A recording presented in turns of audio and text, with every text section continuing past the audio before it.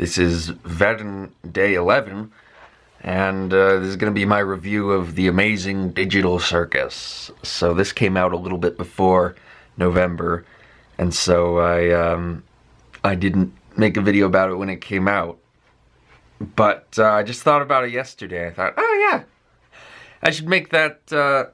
I should make a video about Amazing Digital Circus because it's interesting. Okay, so I kind of just stumbled on it out of nowhere.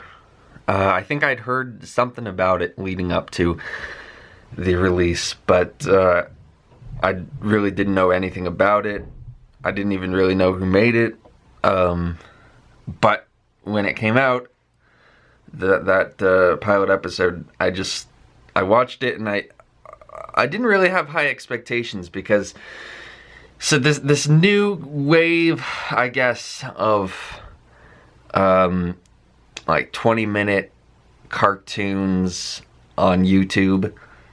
The only exposure I'd really had to that was the pilot episode of Has Been Hotel, which I thought was really mediocre and very odd.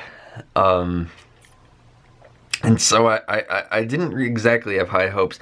I could see that, alright, there's such a thing as being a good cartoonist and being able to animate well, and then there's a different thing called being able to, like, write a good cartoon. And so I didn't have high hopes for Digital Circus, but I found that as it started going, I was enjoying it more and more. So apparently this show is made by a YouTube channel called Glitch, who also did a show called Murder Drones that a lot of people love. I've never seen it, but I guess it was the brainchild of another YouTuber named Gooseworks, who, from what I can tell, seems to be the composer for Murder Drones. I might be wrong about that, but I know that Gooseworks also composed the music for Digital Circus and also has his own animation that he does on the side. And so this is kind of, I guess it's not by the same creators of Murder Drones, even though it's by the same indie animation company as Murder Drones. But yeah, anyway, I've never seen Murder Drones. But I've checked out this pilot for Digital Circus, and okay, one thing I want to bring up is the music, because I brought up Gooseworks being a composer, and wow, that's some good music. That theme that plays at the end specifically, where they're at dinner eating that fake digital food, and Pomni is really starting to realize what she's in for. Just great. It sounds unique. It doesn't sound like anything I've heard before. It sounds kind of circusy, kind of anxiety-ridden, but also kind of like it's trying to.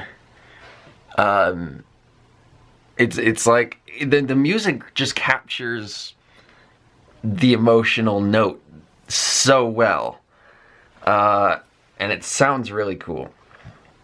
So I have to get that out of the way. And the animation, again, it's really good. I love the character designs, specifically the eyes on that main character, Pomni. It's so huge and expressive. I love they put the little pinwheels in her pupils. Just very, very, like, attractive character design. Has a lot of expression in the face. I think that's going to be a good design for a main character going forward, because there's a lot you can do with that design. But the other character designs are pretty cool too. But the premise is really what's interesting about this show, because it's fascinating. So it's these people who have no idea what's going on for the whole show. They have no idea really what's going on. They find themselves in this digital environment where they have these digital bodies that are in the shape of like weird eccentric toys or dolls, or weird circus-y kind of things. And now that's just your new body. And then they don't remember where they came from. They don't remember their names, their old identities, and they have to create new names and new identities. And they're always plagued with this knowledge that they don't belong there, that they came from somewhere else, that they had a whole life figured out, and then it gets interrupted by this thing.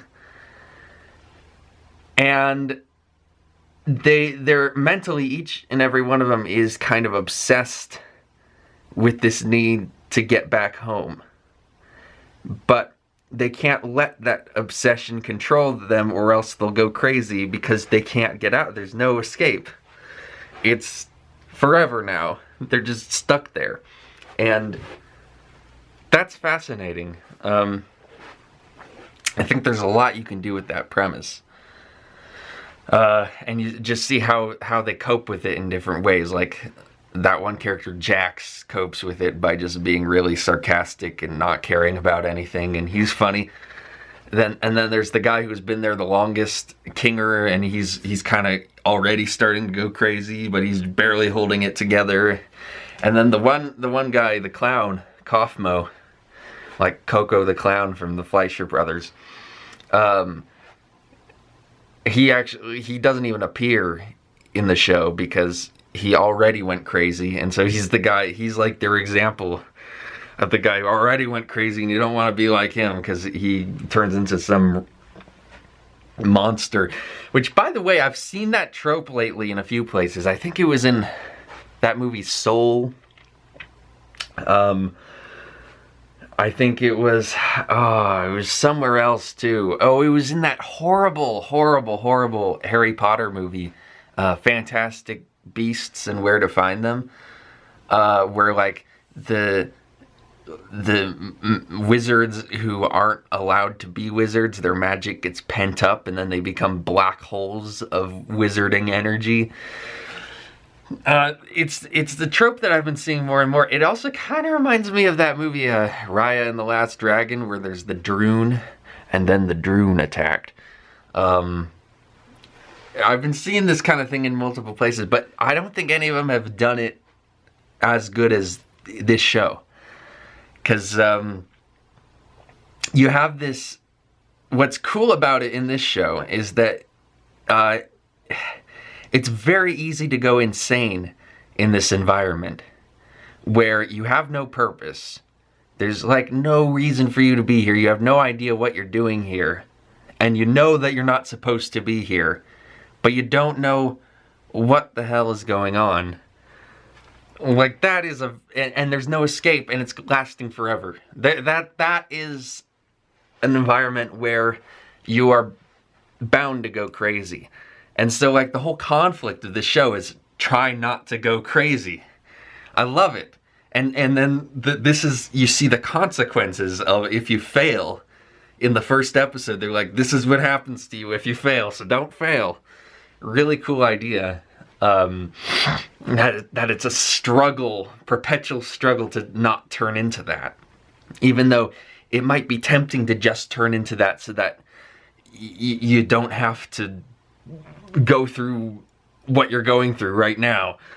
But who knows, it might be even worse, like 10 times worse when you are just the black hole of crazy glitch energy. By the way, the whole glitch animation and sound thing, that was really well done. I loved the way they portrayed when characters would be touched by Kaufmo, they would start, like, Pomni, her hand was glitching all the time. Really cool portrayal of that. What else? A few moments later. Yeah, and this idea that the characters are trying to not go crazy, and I love how that the ringleader, who I guess seems to be some sort of an AI, named Kane, I love how his role is to give them things to do, because they have no reason to be there. And so he has to create little reasons for them to get up in the morning and do stuff so that they stay occupied and they don't go crazy. And so he creates these little adventures that don't matter, but they're just little, like, adventures that they can go on to feel like, hey, I'm doing something. And that's a really fun idea. Like, these conflicts are created in order to give them something to do. I don't think I've seen a show do that before. But I really like that idea. I really like this show, this concept for this show so far, because it's all this mental game. It's all about psychology. And you know, I'm someone who has dealt with issues relating to having, like, an overactive mind that just thinks too much, thinks too hard. And yeah, thinking too much can really make you go crazy. I mean, it can really cause problems for you. And so, yeah, I can just imagine being put in a situation like that. I mean, that would be really difficult to deal with.